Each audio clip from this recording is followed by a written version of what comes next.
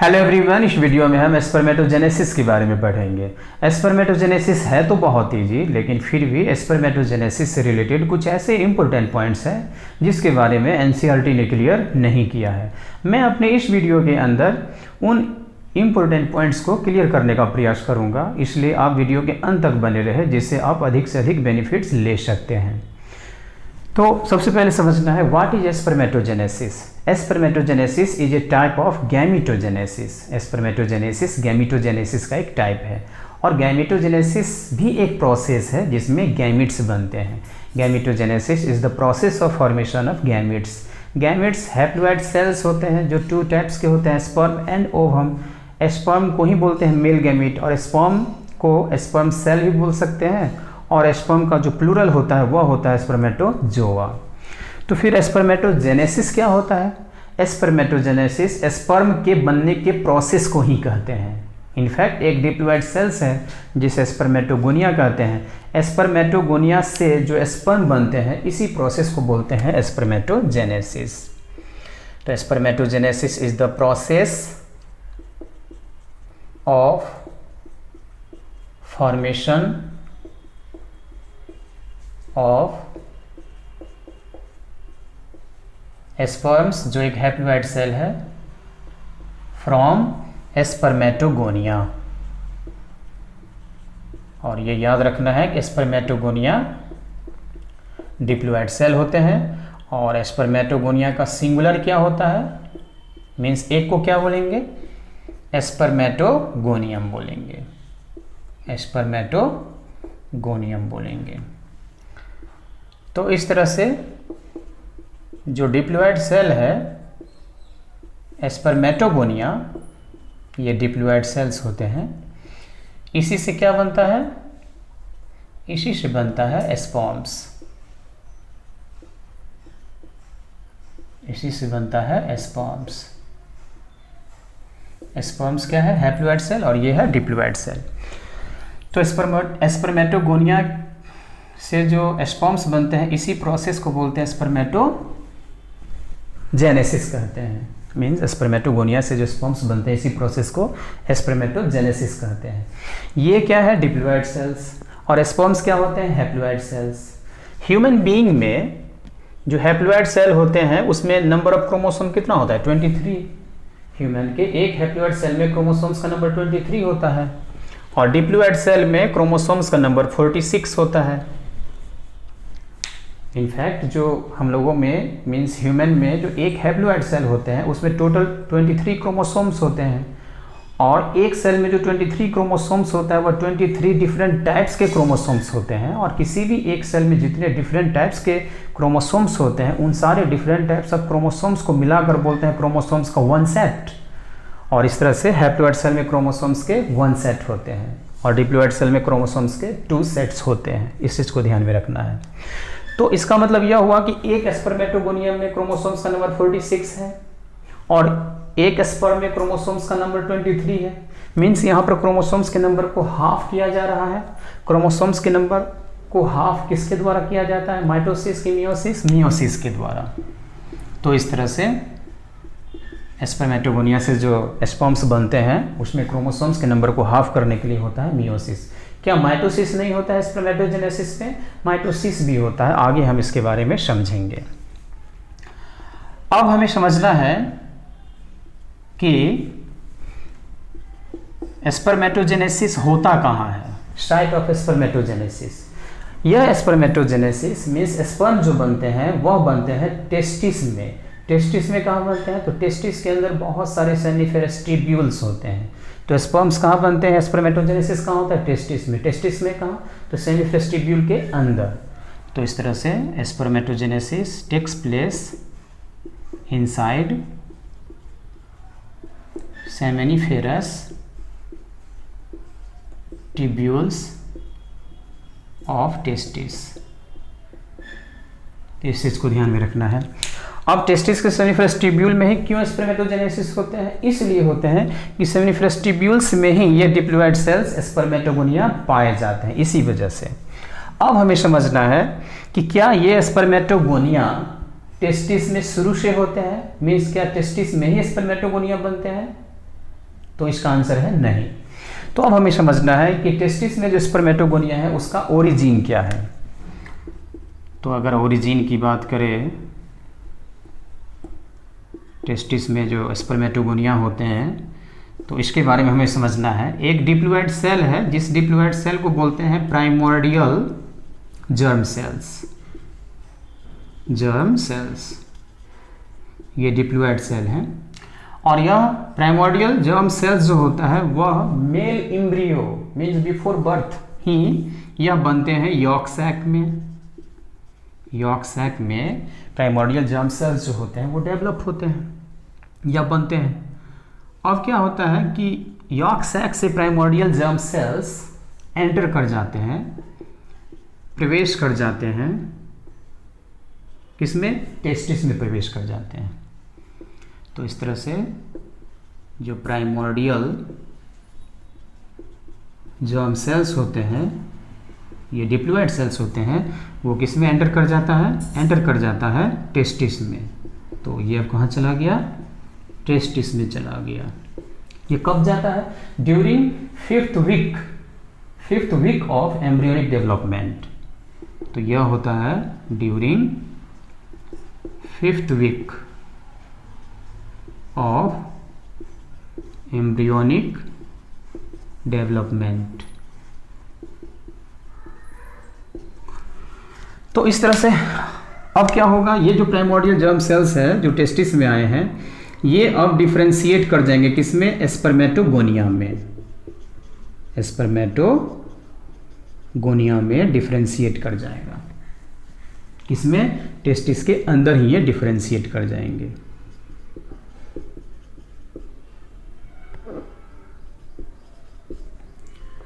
और टेस्टिस में जब ये स्पर्मेटोगोनिया आ जाते हैं तो इसका मतलब क्या होगा? ये स्पर्मेटोगोनिया एक्चुअल में डेवलप तो होते हैं टेस्टिस के अंदर, लेकिन जिस सेल्स प्राइमोर्डियल जर्म सेल्स से स्पर्मेटोगोनिया डेवलप होते हैं, डिफरेंशिएट होते हैं, तो वे जो प्राइमोर्डियल जर्म सेल्स होते हैं वह यॉर्क सैक में बनते हैं। यॉर्क सैक एक एम्ब्रियोनिक स्ट्रक्चर है, और इस तरह से ये कहेंगे कि स्पर्मेटोगोनिया का जो ओरिजिन है वह होता है एक्स्ट्रा गोनेडल होता है, और फीमेल के ओवरी में जो oogonia बनता है वह भी एक्स्ट्रा गोनेडल होता है इन ओरिजिन।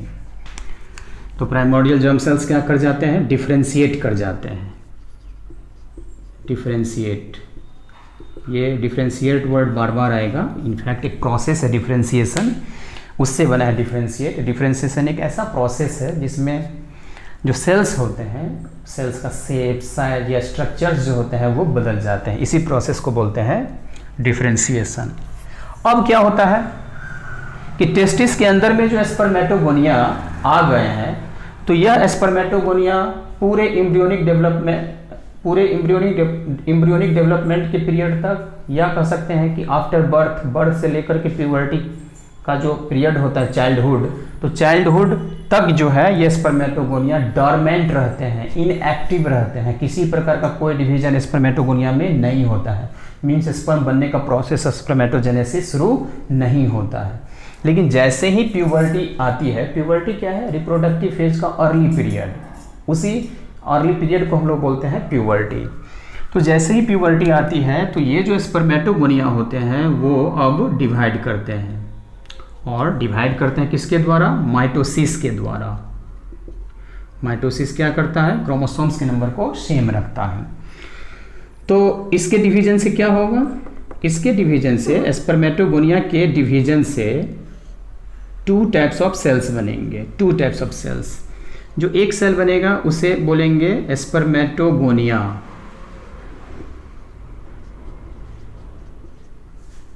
और इसे भी क्या बोलेंगे? स्पर्मेटोगोनिया।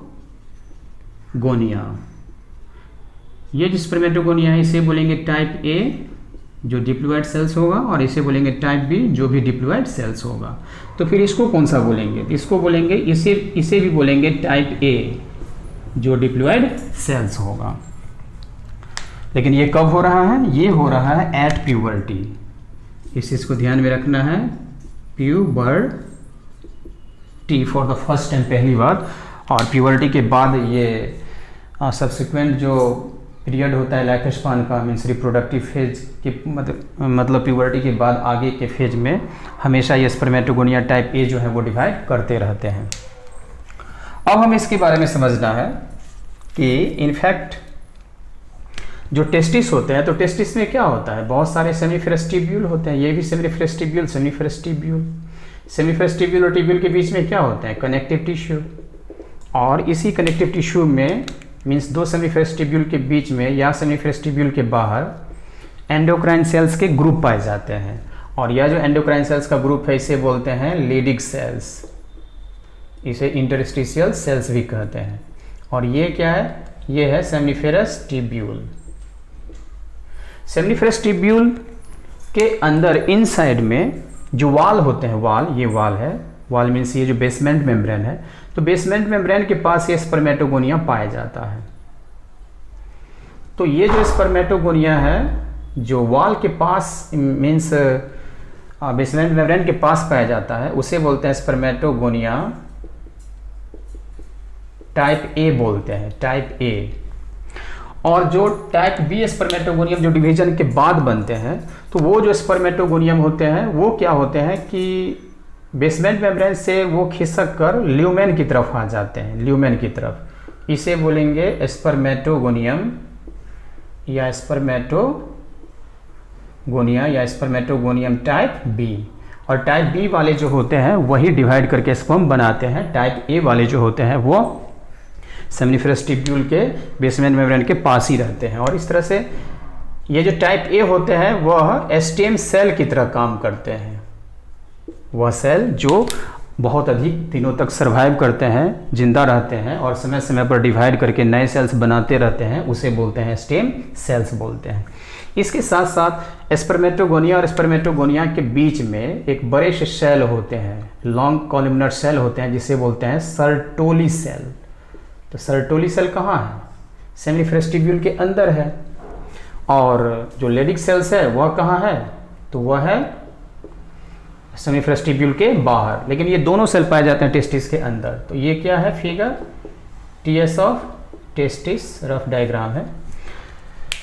तो अब हमें समझना है कि प्यूबर्टी पर ही स्पर्मेटोगोनिया डिवाइड करके स्पर्म क्यों बनाने लगते हैं। इसलिए बनाने लगते हैं कि सिग्निफिकेंट अमाउंट में ब्रेन का एक पार्ट है हाइपोथैलेमस, तो हाइपोथैलेमस से GnRH हार्मोन रिलीज होने लगते हैं इन सिग्निफिकेंट अमाउंट, और ये GnRH हार्मोन एंटीरियर पिट्यूटरी को स्टिमुलेट करते हैं, उत्तेजित करते हैं दो हार्मोन बनाने के लिए, एक LH और एक FSH। और ये जो LH होते हैं, ये अब किसको स्टिमुलेट करता है, लीडिग सेल्स को स्टिमुलेट करता है, और ये FSH किसको स्टिमुलेट करते हैं, सर्टोली सेल को। तो ये जो लीडिग सेल्स होते हैं बाद में एक हार्मोन रिलीज करता है, जिस हार्मोन का नाम है टेस्टोस्टेरोन। टेस्टोस्टेरोन ये एक हार्मोन है। तो ये दोनों कहाँ है, ये दोनों है टेस्टिस में है। और यही हार्मोन जो होते हैं वो स्पर्मेटोजेनेसिस को शुरू करवाते हैं। कब, for the first time puberty में शुरू करवाते हैं। तो इस चीज़ को ध्यान में रखना है कि प्यूबर्टी में ही स्पर्मेटोजेनेसिस शुरू होती है, मीन्स आफ्टर बर्थ स्पर्मेटोजेनेसिस शुरू होती है। तब जब एक बार प्यूबर्टी में स्पर्मेटोगोनिया टाइप ए डिवाइड करते हैं और टाइप बी जो बनाते हैं, तो ये अब डिफ्रेंशिएट कर जाते हैं, या कह सकते हैं कि ग्रोथ कर जाते हैं एक बड़े साइज के सेल में, जिस बड़े साइज के सेल को बोलते हैं प्राइमरी स्पर्मेटोसाइट। इसे बोलते हैं प्राइमरी स्पर्मेटोसाइट, जो एक डिप्लॉयड सेल होगा। तो जो स्पर्म बनाने वाले सेल है वो है स्पर्मेटोगोनिया टाइप बी, जिसके बारे में एनसीईआरटी ने नहीं दिया है। और इसके साथ साथ ये प्राइमोर्डियल जर्म सेल्स टेस्टिस के अंदर एंटर करते हैं, इसके बारे में भी नहीं दिया हुआ है। तो आप वीडियो को पॉज करके आप इसे नोट कर ले, मैं अब इसे इरेज कर रहा हूँ।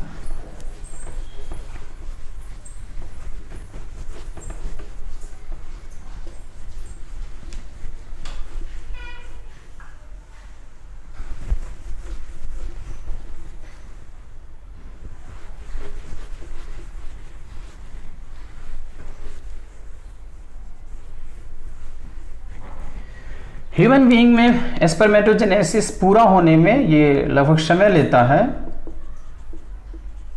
65 to 75 days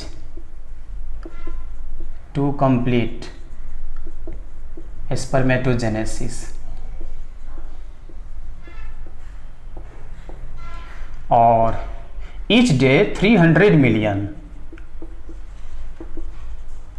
sperms बनाए जाते हैं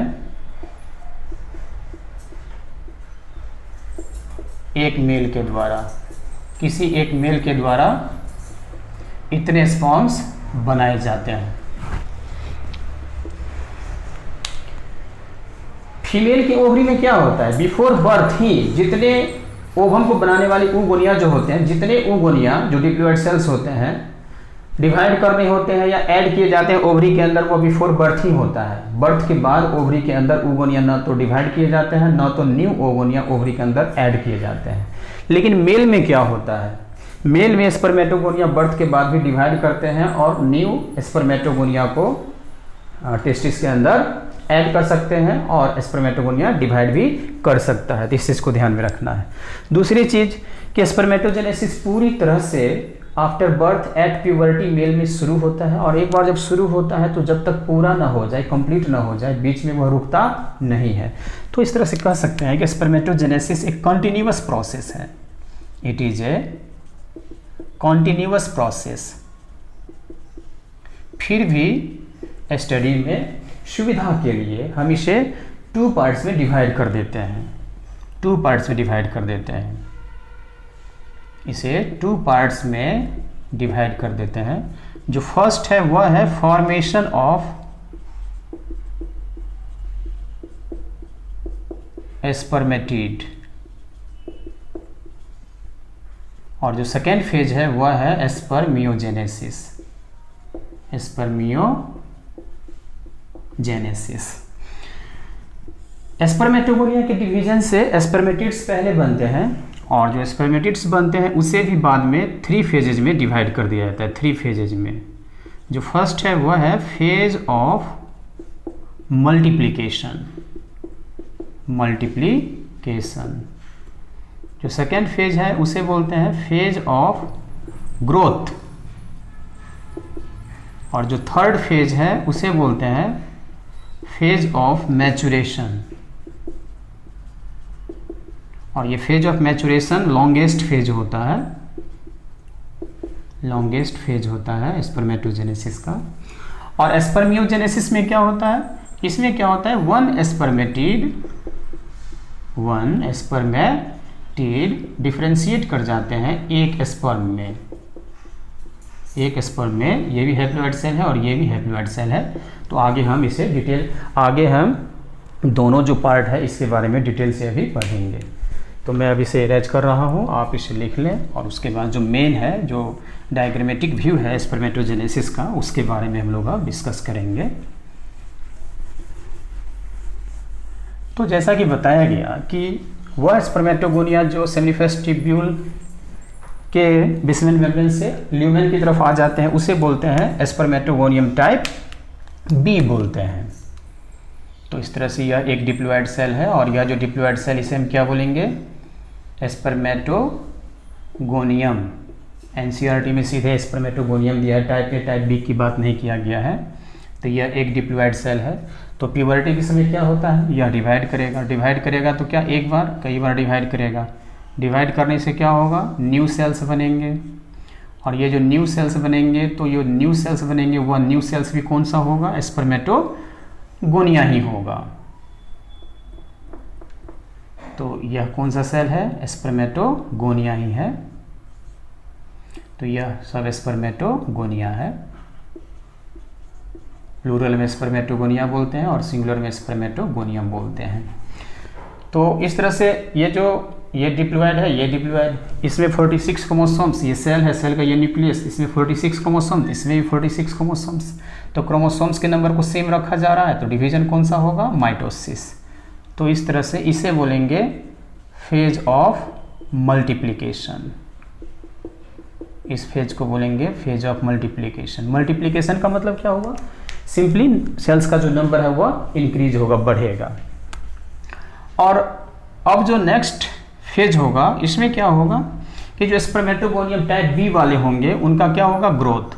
और ग्रोथ होने से क्या होगा, वह सेल साइज में बड़ा हो जाएगा। और अब इस बड़े से साइज के सेल को बोलेंगे प्राइमरी स्पर्मेटोसाइट। Primary spermatocyte. जब किसी भी वर्ड में लास्ट में साइट लग जाए, CYT साइट, तो मतलब होगा वह नाम जनरली सेल का होगा। यह सेल भी कैसा है, डिप्लॉइड है। तो यह भी डिप्लॉइड है, यह भी डिप्लॉइड है, क्रोमोसोम्स का नंबर सेम है, सेल का डिवीजन तो हुआ नहीं। तो यहाँ पर ये जो फेज है जिसमें ग्रोथ या डिफरेंशिएशन हुआ है एक स्पर्मेटोगोनियम का, जिससे प्राइमरी स्पर्मेटोसाइट सेल बना है, इसे बोलेंगे फेज ऑफ ग्रोथ। इसे बोलेंगे फेज ऑफ ग्रोथ। अब क्या होगा, प्राइमरी स्पर्मेटोसाइट का डिवीजन होगा किसके द्वारा, मियोसिस के द्वारा। मियोसिस में सेल कितनी बार डिवाइड करते हैं, 2 टाइम्स। जो पहली बार डिवाइड करता है उसे बोलते हैं मियोसिस फर्स्ट। तो यहाँ क्या होगा, मियोसिस फर्स्ट। तो इसके डिवीजन से 2 सेल बनेंगे और ये दोनों सेल को बोलेंगे क्या, सेकेंडरी स्पर्मेटोसाइट। Secondary spermatocyte. और ये हैप्लॉइड सेल है। तो ये डिप्लॉइड सेल है, ये हैप्लॉइड सेल है। मींस इसके न्यूक्लियस में क्रोमोसोम कितने हैं, 46, और इसमें कितने हैं, 23, और इसमें भी 23। तो क्रोमोसोम्स का नंबर हाफ किया जा रहा है, आधी किया जा रहा है। तो याद रखना है मियोसिस फर्स्ट जो होते हैं वो क्रोमोसोम्स के नंबर को हाफ कर देता है। दूसरी चीज कि यहाँ पर ये जो क्रोमोसोम है वो कुछ इस तरह का है। क्रोमोसोम का ये एक आर्म और क्रोमोसोम का यह सेकेंड आर्म। क्रोमोसोम के आर्म को क्या बोलते हैं, क्रोमेटिड्स। और ये दोनों क्रोमेटिड्स आपस में जिस पॉइंट पर जुड़े होते हैं उस पॉइंट या रीजन को बोलते हैं सेंट्रोमियर। तो यह क्या हो गया, यह हो गया सेंट्रोमियर। और ये दोनों क्या है, क्रोमेटिड्स। क्रोमेटिड्स बोलेंगे या सिस्टर क्रोमेटिड्स बोलेंगे। और इस तरह से यह क्या है, क्रोमोसोम है। तो यह एक क्रोमोसोम है। तो अब हमें समझना है कि यहाँ पर जो क्रोमोसोम है, मीन सेकेंडरी स्पर्मेटोसाइट के अंदर में जो क्रोमोसोम है उसमें भी कैसा है, वह क्रोमोसोम भी कैसा है, सेकेंडरी स्पर्मेटोसाइट के न्यूक्लियस में जो ईच क्रोमोसोम है वह भी बिल्कुल इसी तरह का है। Each chromosome is made of 2 chromatids. एक क्रोमेटिड में डीएनए के 1 मॉलिक्यूल होते हैं। और अब क्या होगा, यह जो सेल है, एक बहुत इंपॉर्टेंट पॉइंट है कि मियोसिस फर्स्ट से जैसे ही 2 सेकेंडरी स्पर्मेटोसाइट्स बनते हैं सेल्स, वह तुरंत मियोसिस सेकेंड में एंटर कर जाता है। मींस इसमें जो डीएनए सेकेंडरी स्पर्मेटोसाइट के अंदर जो डीएनए है, डीएनए का रेप्लिकेशन नहीं होता है। तो अब क्या होगा, सेकेंडरी स्पर्मेटोसाइट का होगा मियोसिस सेकेंड के द्वारा डिवीजन। और मियोसिस सेकेंड के द्वारा डिवीजन होगा तो क्या होगा, इससे कितने सेल बनेंगे, एक सेल से 2 सेल। इससे भी एक से कितने सेल बनेंगे, 2 सेल, 2 सेल्स बनेंगे। और यह जो सेल है, इन सारे सेल्स को हम एक साथ क्या बोलते हैं, स्पर्मेटिड्स। स्पर्मेटिड्स। और ये सारे सेल होते हैं haploid. Means each spermatid is a haploid cell.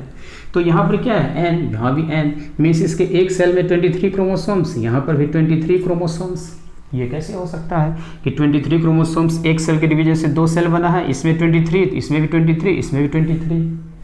तो अब यहाँ ये कहेंगे कि ये जो क्रोमोसोम है इसमें ये जो सेंट्रोमियर होता है इसका डिवीजन हो जाता है। डिवीजन होने के कारण क्या होता है कि एक क्रोमोसोम से कितने क्रोमोसोम बन जाते हैं, 2 क्रोमोसोम। और इन दोनों क्रोमोसोम को हम बोलते हैं क्या, डॉटर क्रोमोसोम। डॉटर क्रोमोसोम्स बोलते हैं। तो जब एक क्रोमोसोम से 2 क्रोमोसोम्स बनेंगे तो 23 से कितने बनेंगे, 46 क्रोमोसोम्स बनेंगे। और इस तरह से इससे जो 46 क्रोमोसोम्स बनेंगे उसमें से 23 इसमें आ जाएगा, 23 इसमें आ जाएगा। और इसके साथ भी बिल्कुल उसी तरह की बात होगी। तो याद रखना है मियोसिस सेकेंड क्या करता है, क्रोमोसोम्स के नंबर को सेम रखता है। बिल्कुल जैसा है बिल्कुल वैसा ही क्रोमोसोम्स के नंबर को रखता है। इसमें किसी प्रकार का कोई चेंजिंग नहीं आने देता है। तो मियोसिस सेकेंड किसकी तरह हो गया, बिल्कुल माइटोसिस की तरह हो गया। और अब क्या होगा, जो फर्स्ट पार्ट था वह कंप्लीट हो गया। तो प्राइमरी स्पर्मेटोसाइट के डिवीजन से लास्ट में 4 स्पर्मेटिड्स बनते हैं। इसे हम बोलते हैं फेज ऑफ मैच्योरेशन, इसे बोलते हैं फेज ऑफ मैच्योरेशन। तो यहाँ पर एक चीज़ और याद रखना है कि एक प्राइमरी स्पर्मेटोसाइट के डिवीजन से कितने स्पर्मेटिड्स बनते हैं? 4। एक सेकेंडरी स्पर्मेटोसाइट के डिवीजन से कितने स्पर्मेटिड्स बनते हैं? 2 बनते हैं। तो इस चीज़ को भी आपको ध्यान में रखना है। अब जो सेकेंड पार्ट है स्पर्मेटोजेनेसिस का, और वो जो सेकेंड पार्ट है उसमें क्या होगा? तो इसमें अब होगा डिफ्रेंशिएशन होगा। जो स्पर्मेटिड है उसमें डिफ्रेंशिएशन होगा। क्या होगा कि एक स्पर्मेटिड से क्या बनना है? एक इलोंगेटेड सेल, एक लंबा सा सेल, जिसे क्या बोलेंगे? स्पर्म। तो यह जो स्पर्म सेल है, एक हैप्लॉइड सेल है, 23 क्रोमोसोम्स पाए जाते हैं टोटल। ये क्या है? स्पर्म्स, जो हैप्लॉइड सेल है। तो यहाँ पर जितना क्रोमोसोम्स का नंबर है इसमें भी उतना ही है। यहाँ 23 है, यहाँ भी 23 है। तो याद रखना है कि एक स्पर्मेटिड से एक स्पर्म बनते हैं। बनते हैं मतलब ये कि एक स्पर्मेटिड एक स्पर्म में ट्रांसफॉर्म कर जाता है। यहाँ पर सेल का डिवीजन नहीं हो रहा है। तो एक स्पर्मेटिड से एक स्पर्म बनते हैं, एक प्राइमरी स्पर्मेटोसाइट से 4 स्पर्म्स बनते हैं, या एक सेकेंडरी स्पर्मेटोसाइट से 2 स्पर्म्स बनते हैं। इस चीज़ को ध्यान में रखना है। अब यहाँ पर जो प्रोसेस है वो बहुत बहुत इंपॉर्टेंट है, जिसके बारे में एनसीईआरटी में बहुत ज़्यादा कुछ दिया नहीं है। स्पर्मेटिड्स जो होते हैं वो नॉन मोटाइल होते हैं और नॉन फ्लैजिलेटेड होते हैं। तो non flagellated and non motile होते हैं। तो non flagellated and non motile ये सेल्स होते हैं, और ये सेल ऑलमोस्ट सर्कुलर होते हैं, सर्कुलर। और ये स्पर्म्स जो होते हैं वो होते हैं फ्लैजिलेटेड, मीन्स एक्सियल फिलामेंट इसमें बनता है। और ये क्या होते हैं? मोटाइल होते हैं। ये मोटाइल होते हैं, या सिंपली हम इसको ये कह देंगे कि इसमें एक्सियल फिलामेंट के बनने के कारण क्या होगा? ये मोटाइल होगा। ये मोटाइल होता है और इलोंगेटेड होता है। यह सेल लंबा सा होता है, और ये सेल सिलेंडर होते हैं, पतला सा होता है। तब यहाँ पर ये है कि एक स्पर्मेटिड एक स्पर्म में क्यों बदला, या क्या जरूरत था कि एक स्पर्मेटिड को एक स्पर्म में बदला जाए?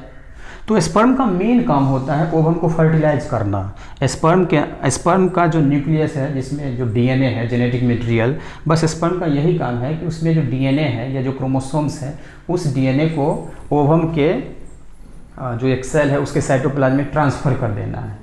और स्पर्म का जो जेनेटिक मटेरियल है उसको ट्रांसफ़र करने के लिए, ओवम के अंदर ट्रांसफ़र करने के लिए स्पर्मेटिड के सिर्फ उसी पार्ट्स को रखा जाता है जो पार्ट्स स्पर्म को ओवम को फर्टिलाइज करने में हेल्प करता है।